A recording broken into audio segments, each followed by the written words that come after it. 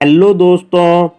इस घटना में कुछ ऊंची जाति के लड़के एक दलित लड़की के साथ कुछ ऐसा करते हैं। तो चलिए आपको कहानी विस्तार से सुनाते हैं। उससे पहले मेरे चैनल को अभी तक अगर सब्सक्राइब नहीं किया तो प्लीज़ सब्सक्राइब कर लीजिए। दोस्तों, इस घटना की कहानी में मैंने जगह के नाम बदल दिए हैं। दोस्तों, आज की जो कहानी मैं आपको सुनाने वाला हूँ वह एक दलित परिवार की लड़की की है, जिसे कुछ दरिंदों ने बड़ी बेरहमी से नोचा, उसकी अस्मत और इज्जत को तार तार कर दिया। और उस मजबूर और बेबस लड़की की कहानी इतनी ज़्यादा हाईलाइट हुई थी कि आप लोगों में से ज़्यादातर लोग उसके बारे में जानते होंगे।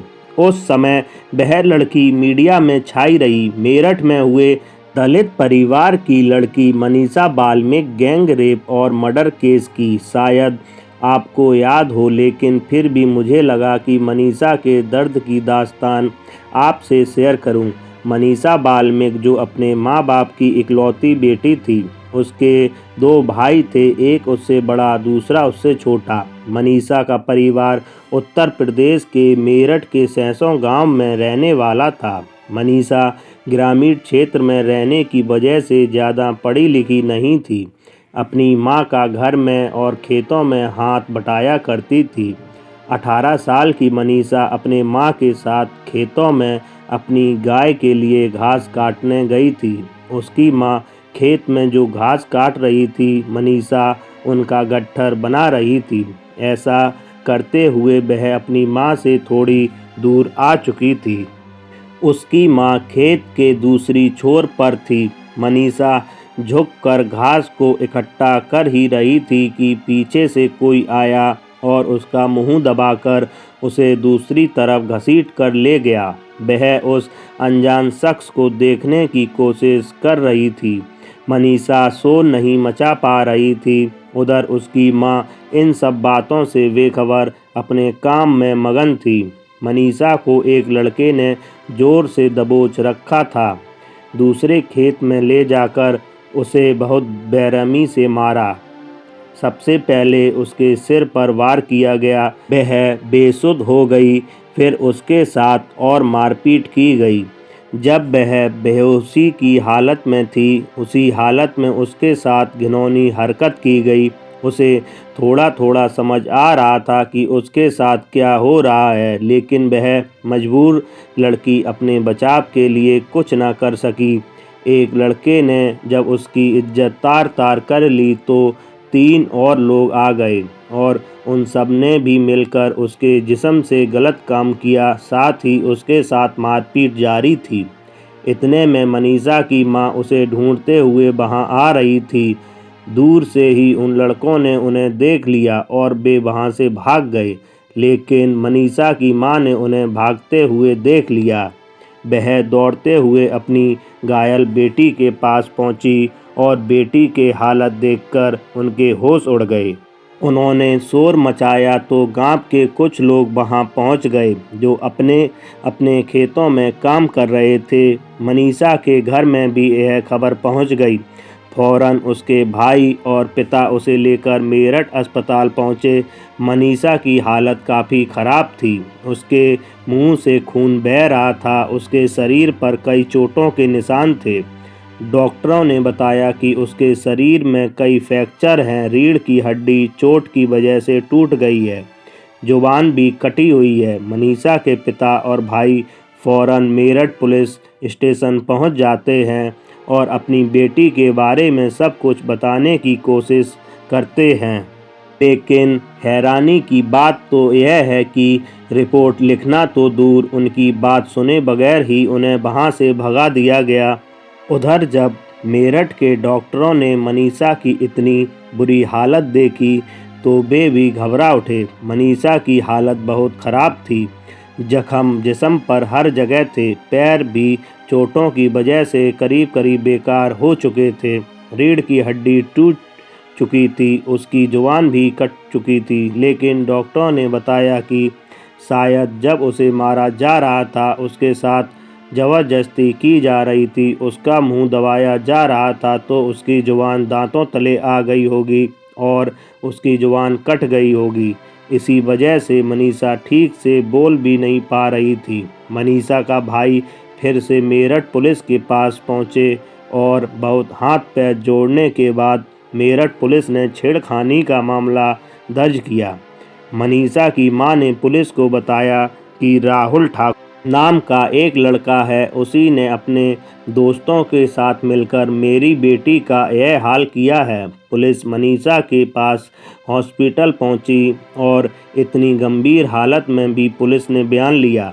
हालांकि मनीषा की हालत ऐसी बिल्कुल भी नहीं थी कि वह किसी से बात कर सके, लेकिन फिर भी उसने पुलिस को राहुल ठाकुर के बारे में बताया कि उसी ने मेरी हालत की है। लेकिन बहुत अफसोस की बात यह हुई कि पूछताछ के दौरान जब पुलिस ने मनीषा से रेप शब्द का इस्तेमाल करके उससे पूछा कि क्या तुम्हारे साथ रेप भी हुआ है, तो अनपढ़ होने की वजह से मनीषा पुलिस का कोई जवाब नहीं दे सकी। वह समझ ही नहीं पाई कि पुलिस वाले उससे क्या पूछ रहे हैं।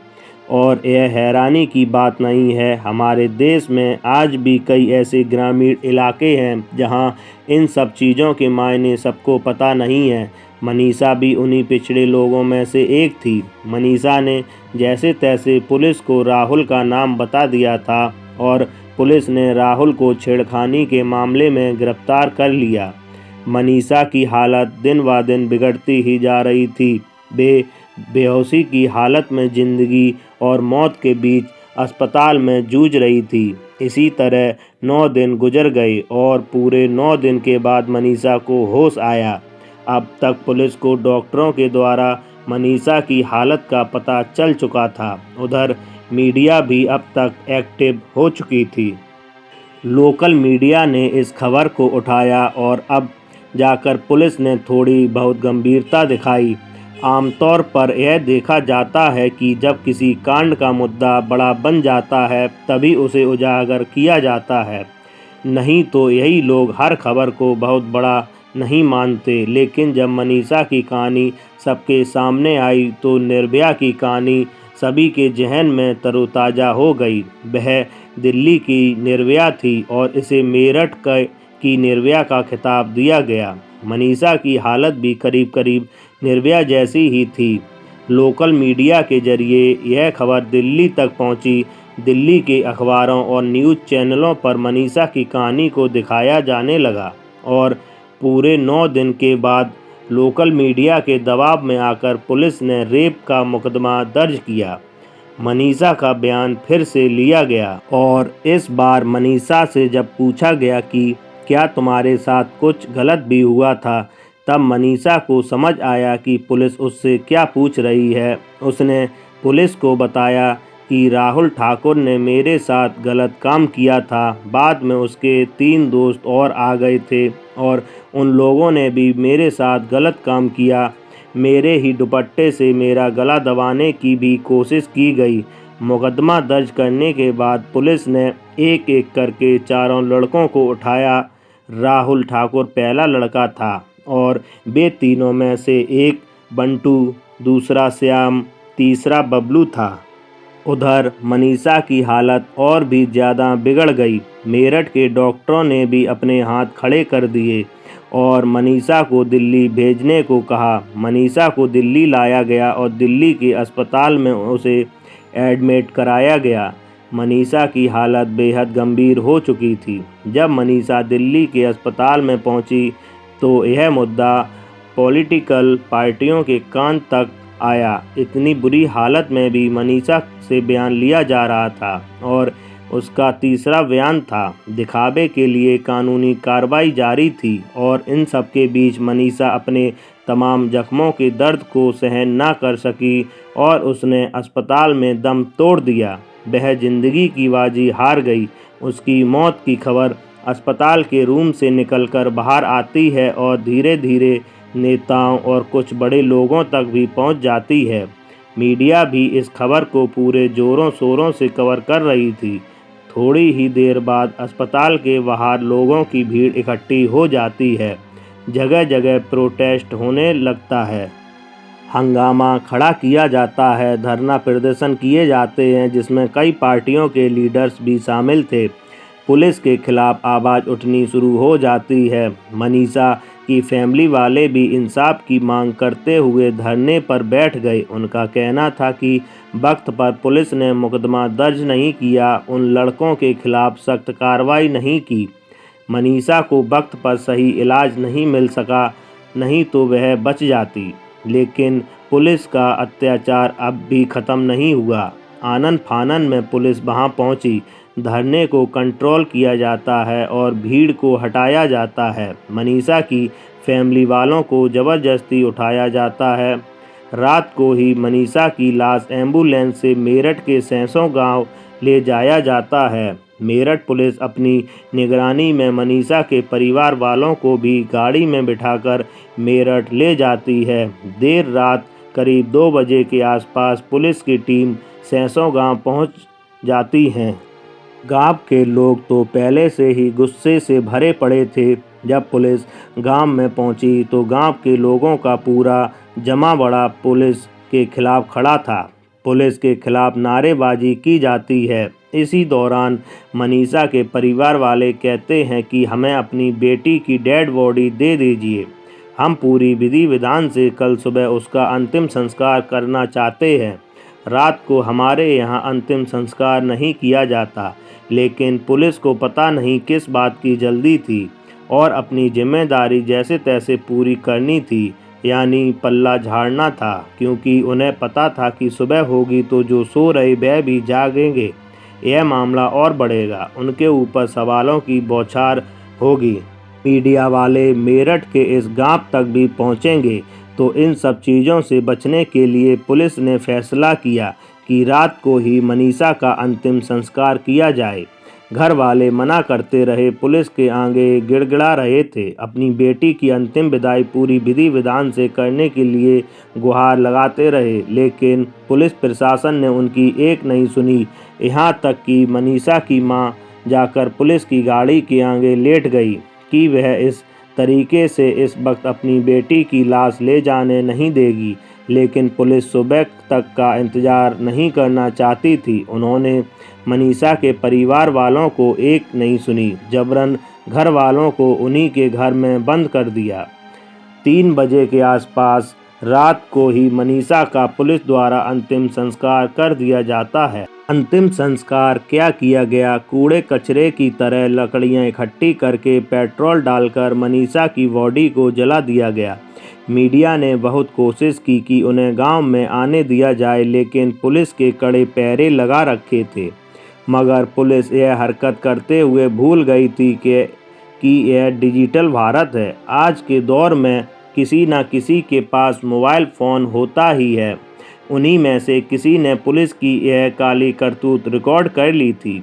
छुपते छुपाते मीडिया वाले भी गांव में पहुंच चुके थे। सुबह होते होते पुलिस की यह काली करतूत सबके सामने आ चुकी थी। लोगों का गुस्सा आसमान छू रहा था। पुलिस पर आरोपों की बारिश होने लगी कि पुलिस उन लड़कों को बचाना चाहती थी, क्योंकि वे सब ऊंची जाति के थे और मनीषा दलित थी। राजनीतिक गलियारों में भी यह मुद्दा अब काफ़ी गरमाने लगा था। दूसरे दिन विरोधी पार्टी के नेता राहुल गांधी जब मनीषा के परिवार वालों से मिलने जा रहे थे तो पुलिस द्वारा उन्हें भी रोक दिया गया और उनके साथ भी बदतमीजी की गई।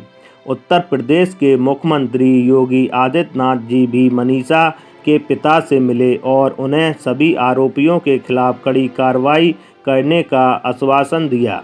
दूसरी पार्टियों ने भी मनीषा के दाह संस्कार को लेकर उत्तर प्रदेश सरकार पर निशाना साधा और उस पर जबरन सबूत नष्ट करने का आरोप लगाया। उधर पुलिस का कहना था कि मनीषा की बॉडी से ऐसा कुछ नहीं मिला था जिससे यह साबित हो सके कि उसका गैंग रेप हुआ था। मीडिया और लोगों के दबाव के कारण मेरठ पुलिस पूरी तरह से सवालों के घेरे में थी। बार बार गुहार लगाने की वजह से उन चारों पर हत्या का मुकदमा दर्ज किया गया। इस केस में एक दलित लड़की पर अटैक हुआ। स्वर्ण जाति के 4 लड़कों पर गैंग रेप का आरोप लगा। लड़की की मौत हुई। शोर मचा। राहुल, प्रियंका गांधी समेत कई बड़े नेता परिवार से मिले। पीड़ितों को 25 लाख की सरकारी मदद मिली। इसके बाद रही लंबी खामोशी। फिर 3 साल में 34 गवाही और 80 सुनवाई के बाद फैसला आया। केस कोर्ट में नहीं टिका। 3 आरोपी रिहा हो गए और एक पर हत्या का दोष साबित हुआ। रेप या गैंग रेप का आरोप कोर्ट में साबित नहीं हो सका। इसी बीच मनीषा के परिवार वालों को धमकाया गया। डीएम के द्वारा मनीषा के परिवार वालों को धमकाने का एक वीडियो सोशल मीडिया पर वायरल भी हुआ। इन सब में मनीषा के साथ जो हुआ वह बहुत चिंतन का विषय है।